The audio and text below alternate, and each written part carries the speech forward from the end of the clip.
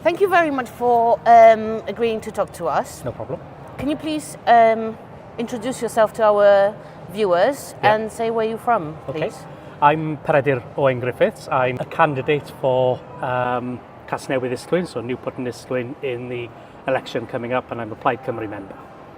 Can you tell us a little bit about the Plaid Cymru? Because, as you are probably aware, EU nationals who are settled here can vote, but we don't necessarily know about it, and we don't necessarily know the party and politics and what is different about voting in Senedd election to voting in Westminster election. So, what is Plaid? What do you stand for? Plaid Cymru, it's the Welsh for the Party of Wales, so you'll see that on some signs. And basically we're a party that's been around for over 100 years. We were set up to fight for Wales's corner, so we're very much a outward-facing party that wants Wales to take its place on the world stage and be part of the European family.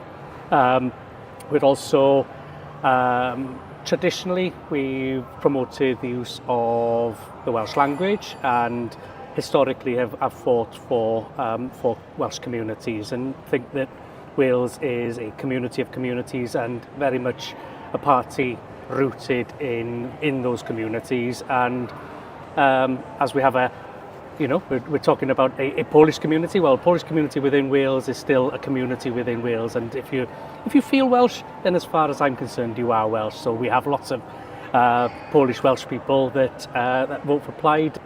So do we have to feel Welsh to be Welsh? I would say, well, you don't have to be born here to be Welsh. That's as far as I'm concerned. I think if you feel Welsh, if you form, if you're part of a community here in Wales, then as far as I'm concerned, you're Welsh if you want to be. But you can be Welsh and European, as in the same way as you can be Polish and European. That's the whole part of us, and we were obviously decimated that Wales has been left the EU with Brexit. So we were very much a pro-European party. Okay, so what are the main points of your manifesto? In the manifesto, we've got 3 big points that we want the NHS to work properly. So we would try and fix the NHS, and we've got some very developed plans of how we would reduce waiting lists, how we would work with the professionals in the NHS to actually improve the NHS and to keep it free at the point of need in the same way as it was designed in the first place. Support families.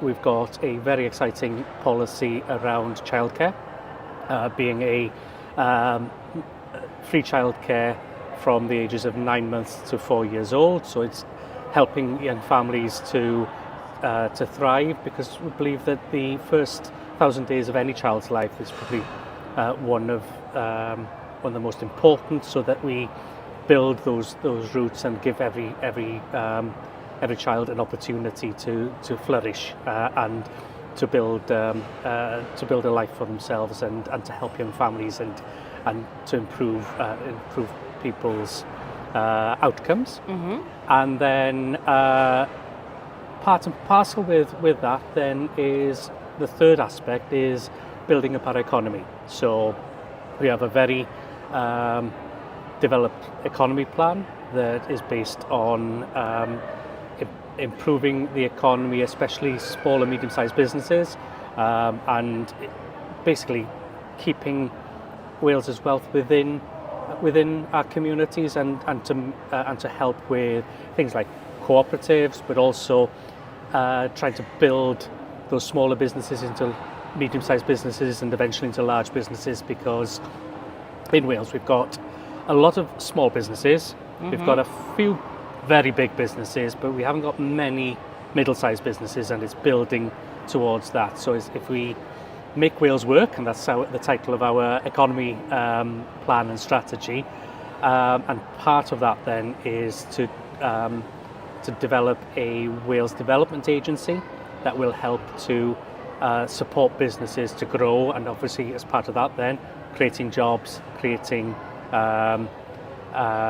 wealth within our community so that people can then either stay in the communities where they were born, or if you move into communities that you're able to thrive in those communities as well.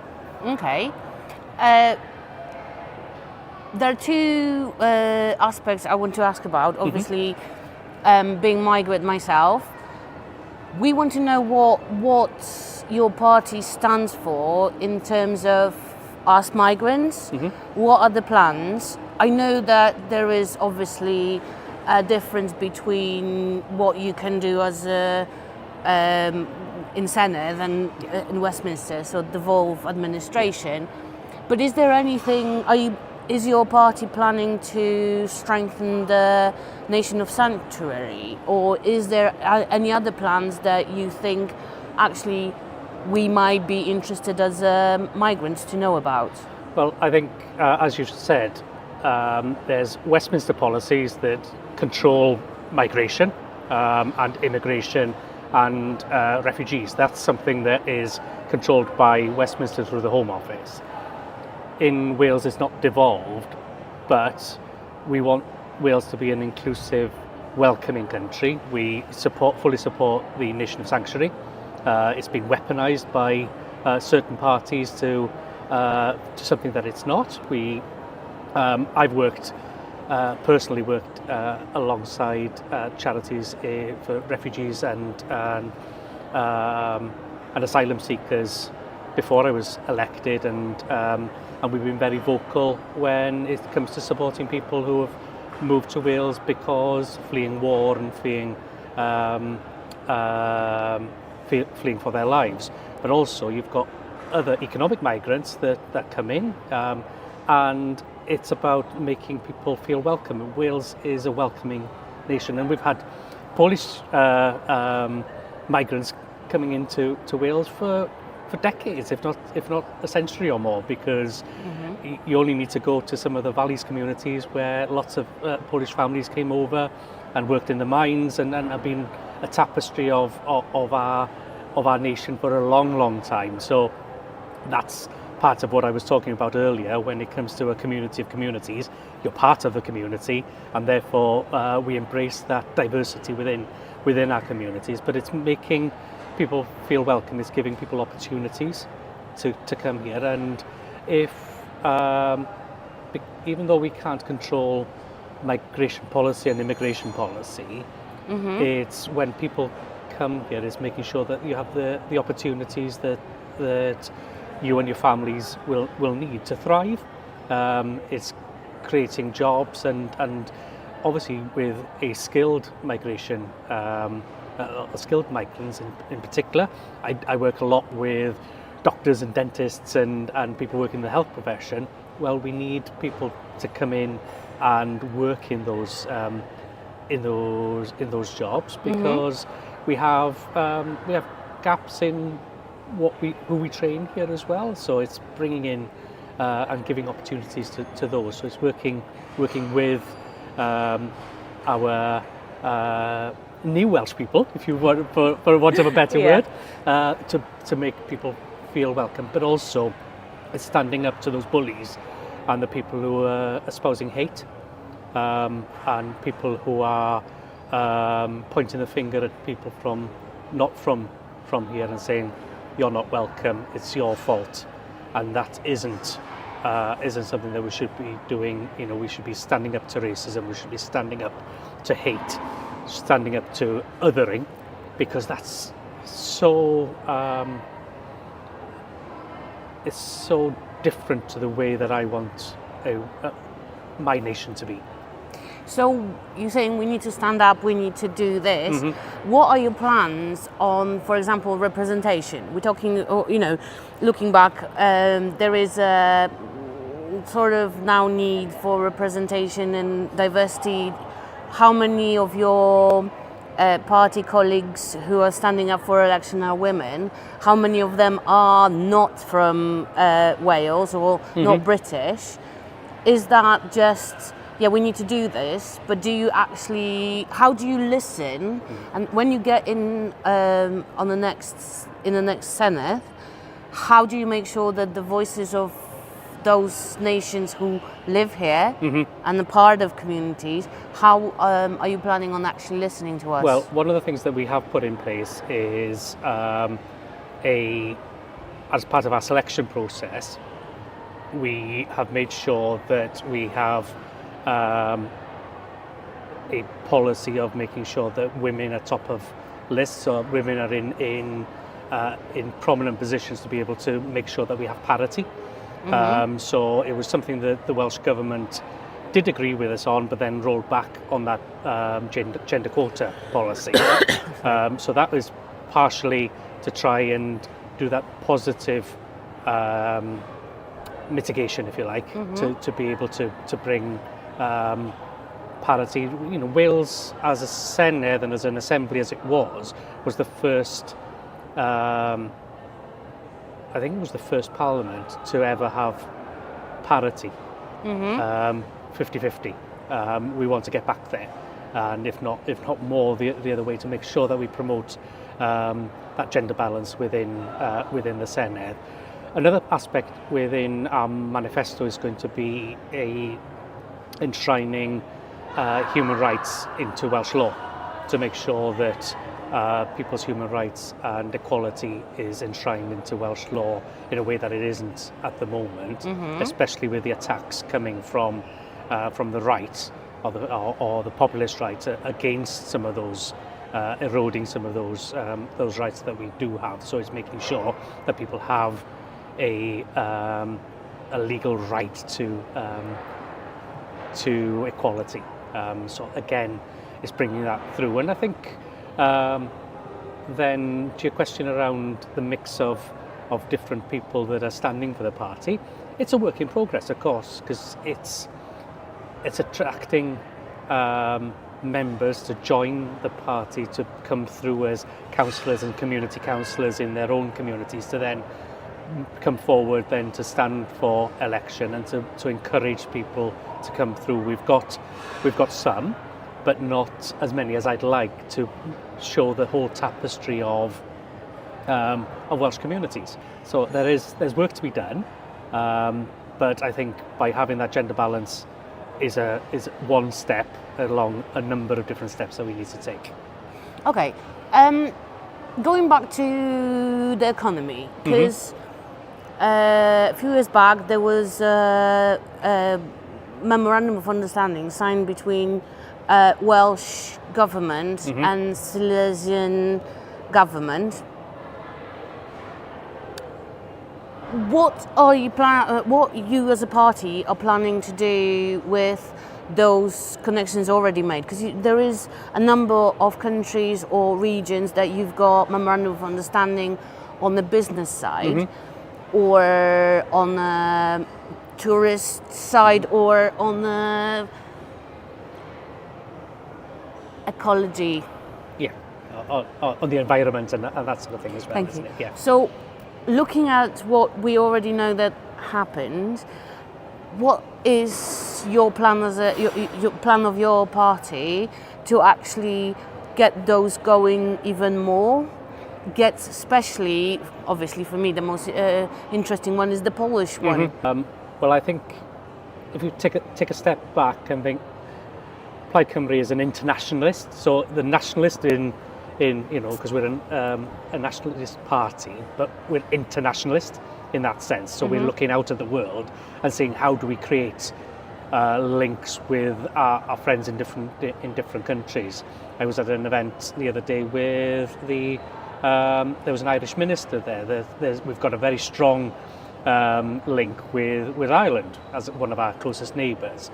We've got links with the European Union. Rhina Bjorwerth, our leader, was in Brussels this week talking to European partners there to see, well, how do we create these links? How do we leverage these is historic links that we've had with different countries, and how do we make things work better, but also how do we look at Wales from an economic point of view, and how do we find ways to export, and also how do we work to get those links with, in culture, we're a proud singing nation, so how do we use that to be able to use culture as a bridge to then bring people closer together and move and put Wales on the map, but also to think of places like Poland who are much bigger than us. So how do we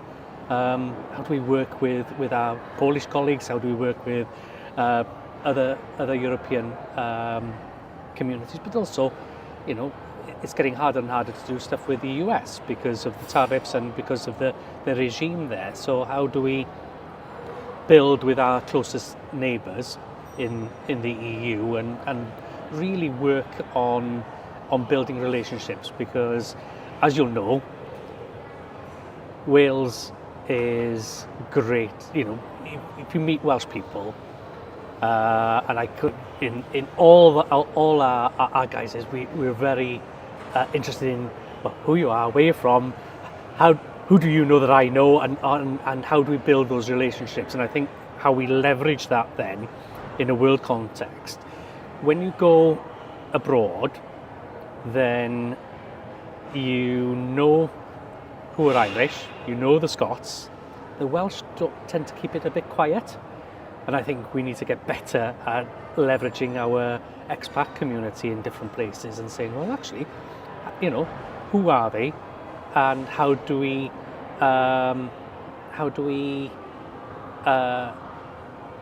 integrate that into the economy plan to help grow our economy by getting inward investment, but also by working with partners across different sectors as well. So it's really exciting stuff. So what's the plan for Poland then? Come on. I don't know. I don't have that brief, but I'm sure between us we can work it out. Okay. So yet still the question that for me is quite important is how do we make sure how your party is going to make sure that the voices of not just Poles, but also Romanians and Ukrainians and Portuguese or Italians, all the big five that are here. I've probably forgotten someone. How are you going to listen to what we've got to say or what we want to happen to make the Wales just a little bit more homely? Yeah. Well, I think part of it is you need to get involved as communities by getting involved in the democratic process. So you have a vote as EU citizens in Welsh elections, so you're able to exercise your democratic right to vote in Senedd elections. So you need to make sure that you're registered to vote and that you exercise that right on May the 7th. Ideally for Plaid Cymru, but for other parties are available. But I think beyond that, it's getting to know Plaid Cymru as well and getting involved. We're very much a party that is grassroots fed, so our policies come from our members. So it means that our membership make up. So at our annual conferences, it's motions from members that make it into our manifestos effectively. So it's that process. So by getting involved at a grassroots level and feeding into that and having your voices in the party, that's how you make it, you make a tangible difference. For example, the free school meals policy that we had going into the last Senedd election that's now enacted because we lobbied government to make sure that it did happen, and we had a cooperation agreement that made sure that every child now in Wales in primary school is fed. That came from a Plaid Cymru motion in our conference from our youth members. They worked a motion that got adopted as party policy in the party, and that fed through into a manifesto, and now it happens. So there's a bit about getting engaged, but then it's by knowing how to do that, and that's by becoming party members, by getting involved in local politics as well, and standing up for your community either on a town council or on a county council, but getting involved, and that's one practical way of getting better representation, by saying, well, I'm over here and I'm happy, I am willing to stand up. The flip side of that then is that the party and arguably the Welsh Government and the Senedd need to make it easy for people to get involved in that process and to be able to voice their opinion. We saw each other in the Senedd the other day. The place is open and transparent, and you can collar me by the lift and say, can you come and do a video with me, But you wouldn't be able to do that in Westminster. In Wales you can see somebody and because we're a smaller nation with a smaller group of politicians, if you like, you're able to have those relationships. So I think there is an element of getting to know each other and then building it from there. I think the other thing that is worth thinking about is, because you're talking about, talking about considering, because education is devolved in Wales. And one of the things that my daughter spoke about in Senedd was about the fact that if she goes to Poland, she doesn't have to get in debt to have her higher education. The problem is that the timings are not compatible. So whether or not there is a conversation to be had between the government saying, we will, for Poland, we will accept your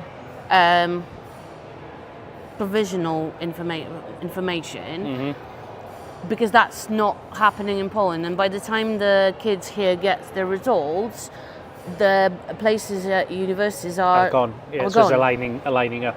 But that's that hasn't helped in Erasmus and those other schemes that we used to be able to make use of through the European Union. So it's as a consequence of Brexit that those things it's so much harder to get these things done. But going back to your question of why vote, I think this Senedd election is probably one of the most important elections that we will have seen since devolution in 25 years or 27 years. The fact that you have a far-right party looking to gain power in Wales as a precursor to getting Nigel Farage into 10 Downing Street should scare anybody who's on the progressive side of politics, and should scare the way he talks about migrants and immigrants and refugees and everything like that. He's even in the last 24 hours talked about people speaking Welsh as being foreign. Well, Welsh has been spoken in these islands for thousands of years. So again, it's that jeopardy of what could happen if somebody who just wants to dismantle anything progressive gets into power is a real concern. So I think there is a real jeopardy in not voting at the Senedd election, and everything that we hold dear could be under threat.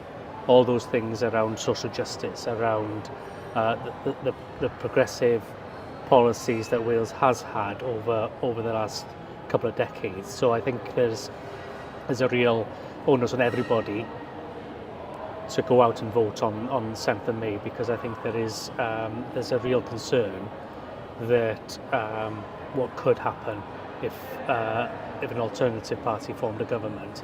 And that's why a lot of people are looking at Plaid Cymru and thinking, actually, we've voted Labour in the past.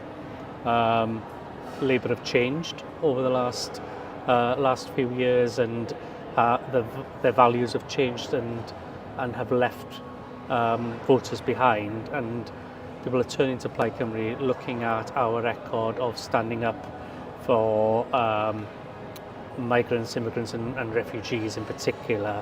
Talking about world peace, talking about social justice and international justice, and actually having values that resonate with people, and that's the reason why I think people should be voting. And I would make a direct plea that people seriously consider voting and making sure that they're registered to vote, because you have to register and then you can vote. And there are timescales to do that, so I would get your registration in sooner rather than later. And obviously EU citizens are able to vote in Senedd elections, and you don't need ID, and you can vote from the age of 16. So it's really important that people who want a positive, ambitious Wales, where you want to settle and bring up your family and look at getting closer ties with Europe, then you need to be voting for a Plaid Cymru government, and hopefully we'll be able to deliver that and change Wales for the better. Okay. One thing that came to mind, because if you think about us and Romanians and Bulgarians who are here, we run at the word of socialist because we were under the Communistic Party. So why saying that Plaid Cymru? Why saying a Plaid is socialist party is a good thing? I think it's terms that are used in the UK are different meanings in different parts of the world. I think a socialist in my terms is equality, is social justice. It's giving people the opportunities and not pandering to the mega rich, and by redistribution of wealth to make sure that people have a fair chance in the world. So it's more of equality and equity within our society, rather than seeing a third of our children in poverty, which is what the reality is at the moment. Okay. That's the bit for me. It's, well, how do we give those children the best start in life so that they have the best way of growing and being the best they can be. And that means that like free school meals. You know, some people would say, well, why are you feeding children of people who've got enough money to be able to pay? But it's a social stigma in schools. So it's about equality, and it's about taking away that stigma and making sure that everybody has a fair chance at life. And if you take those chances, then you can do. It's the same with free childcare. It's not about saying that people can't afford it, but it's about giving people a chance, and it has an economic benefit, because then people can actually keep more money in their pocket and spend that money in their local communities. Would those Yeah, and they could go back to work if they wanted to. Oh, yeah, that was my question. If you don't necessarily have to go to work, because it's universal. So you could be a stay-at-home mum but still get the free childcare. But then you might then decide, well, actually, I want to volunteer locally, or might want to do something else, or go back to education, or whatever that might look like. Okay. It's not about handouts. That's what I was going to ask. It's not handouts. It's about giving people an opportunity, and I think that's the difference in making a real difference. And because at the end of the day, people who have lots of money, they also pay taxes. So why shouldn't they get the same as anybody else? And I think when you also look at people who are working, and in work poverty happens in our communities as well. So a lot of people who are struggling are working. So something needs fixing within our communities and within our society, and how do we incrementally improve people's lives? There was one more question about the heritage, because you've spoken about Welsh being the language that is cultivated. There is a plan of having 1 million Welsh speakers, but the heritage of Wales, like you mentioned, it's a tapestry of different culture, different. And while some communities do have opportunity to showcase or provide the education in some languages or in some language school or in religious schools, some of those communities, especially the new ones, don't have those opportunities. Is that something that you guys are going to be looking at? Well, I think it's recognising that tapestry across our communities, and I think it's recognising that people, as I've talked about before, have come from all sorts of different backgrounds, you know, especially in the valleys, where you had, during the coal industry, you had people coming from all over the world. That's why we've got lots and lots of terrace houses in the valleys, where before there were fields, you know. So, but I think it's part of the Welsh language aspect is that it was tried to be beaten out of us over a few centuries, and it's something that is part of an identity with this land, that this is the language that was spoken here and has been spoken here for centuries. But it's also recognising that other languages form part of communities as well, and it's giving the opportunity to really celebrate the different tapestry of makeups in different communities. You know? So, for example, the International Eisteddfod in Llangollen, for example, that was set up in 1948, and was to welcome the world to Wales and to celebrate all the different languages that people are singing. And there's also dance competitions there that bring people, and I've met people from Poland and other European countries come to that regularly and celebrate a mixture of different cultures, and I've got to really celebrate the fact that we're stronger together in the fact that if we have common values, regardless of what language you speak or where you came from, that's what creates a Wales that looks forward then to the future with optimism and with ambition, and embrace everybody who lives here and says, yeah, we're welcome because you bring your own unique skills to add to the rich tapestry that we've got. Okay. Do you know any words in Polish? I have got a couple of words in Polish, but I'm not going to say them on camera because I get into trouble. Okay, that wouldn't be the one. Dziękuję. Dziękuję. Well done. Is that diolch? That's thank you. Yes, there we are. I can't say that one. Okay. Have you ever tried pierogi? Pierogi, which one's that? The dumplings. Yes, I have. In Warsaw, and they were lovely. So, cider or Polish vodka? I don't drink. But I have drunk Polish vodka in the past, and very good. It keeps you warm when it's cold outside. It's you. Never mind. I won't try to make you drink herbata z prądem. I promise. Okay. Okay, I don't think I've got anything else. Okay.